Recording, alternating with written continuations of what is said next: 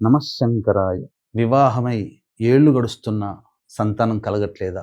Fertility centres చుట్టూ తిరిగినా ఖర్చు ఎక్కువగా అవుతుంది తప్ప మనకు సంతాన భాగ్యం కలగనటువంటి వాళ్ళు చాలా మంది ఉన్నారు. అలాగే వంశాన్ని ఉద్ధరించే సంతానం కూడా కావాలని కలలు కంటుంటుంటారు. అయితే చాలా మందికి తెలియనటువంటి విషయం ఏంటంటే, ఏ కుటుంబంలోనైతే పంచశాప ప్రభావాలు ఉంటాయో ఆ కుటుంబంలో ఈ పంచశాప ప్రభావాల వలన వంశము ముందుకు జరగడానికి అనగా ముందుకు వెళ్ళడానికి అవకాశానికి ఏర్పడదు, అవరోధాలు ఏర్పడతాయి. కాబట్టి సైన్స్‌ని నమ్మొద్దని చెప్పట్లేదు. చాలా మందికి సంతానం కలగకపోతే ట్రీట్మెంట్‌కి వెళ్తున్నారు. వెళ్ళొద్దని కాదు. కాకపోతే జాతకంలో ఈ శాప ప్రభావాలు ఉండడం వల్ల ట్రీట్మెంట్ కూడా 2, 3 సార్లు మనం అటెండ్ చేయాల్సినటువంటి పరిస్థితి.